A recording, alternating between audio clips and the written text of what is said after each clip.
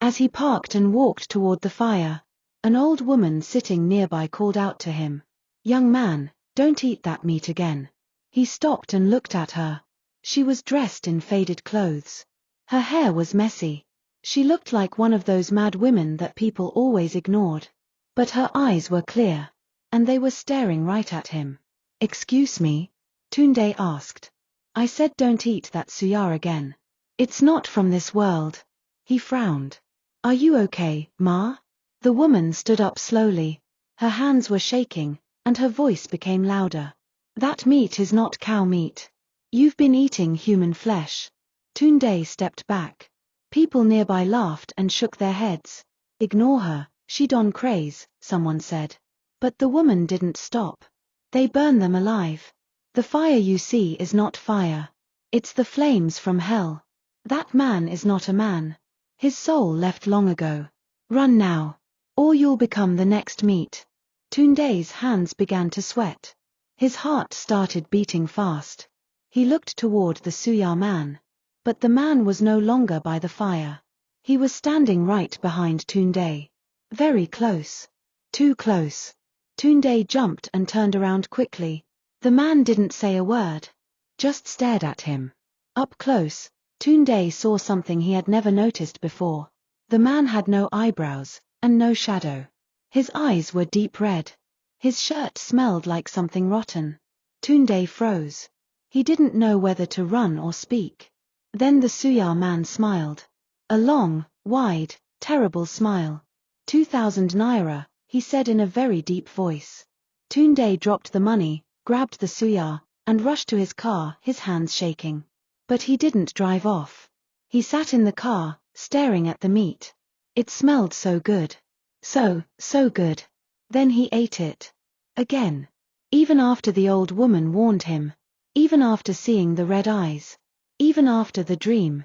He ate every last piece. And when he got home, he looked in the mirror and saw something new. One of his teeth had fallen out. But he didn't care.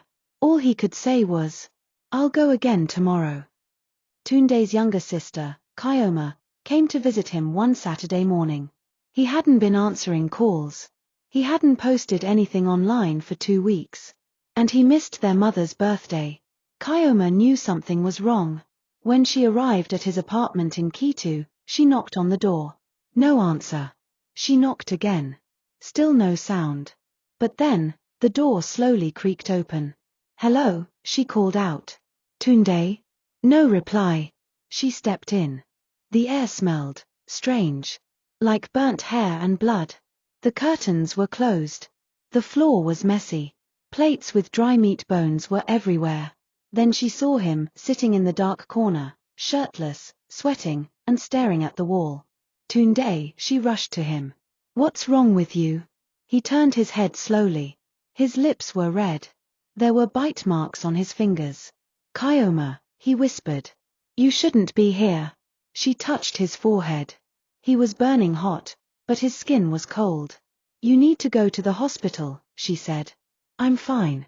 I just need suya," he muttered. Kyoma froze. "You've been eating that every day?"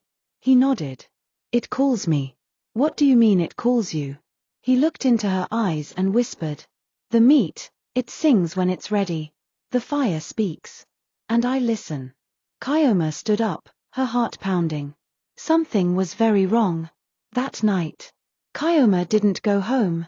She stayed in her car, watching from a corner.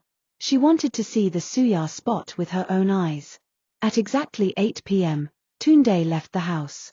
Kyoma followed him quietly. He walked like someone in a trance, as if sleepwalking. When he got to the Suya man's stand, Kyoma parked across the road and watched. The Suya man was there roasting meat, as usual. But something was off. Kyoma stared hard at the meat. It didn't look like beef. It was too dark. Too red. And the shape looked like a hand. She gasped. Then she saw something worse. The Suya man opened a cooler behind the fire. And Kyoma saw an ear. A human ear. She screamed inside her car, hand over mouth. She picked up her phone and started to record. But just then, The Suya man looked straight at her, across the road. His eyes glowed red, just like in Tunde's story.